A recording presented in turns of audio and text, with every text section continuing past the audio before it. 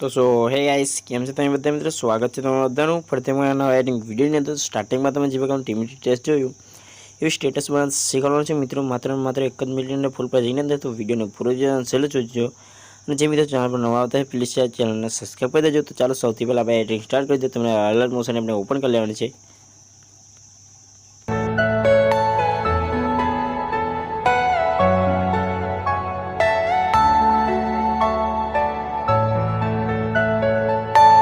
Are you all my personal dreams?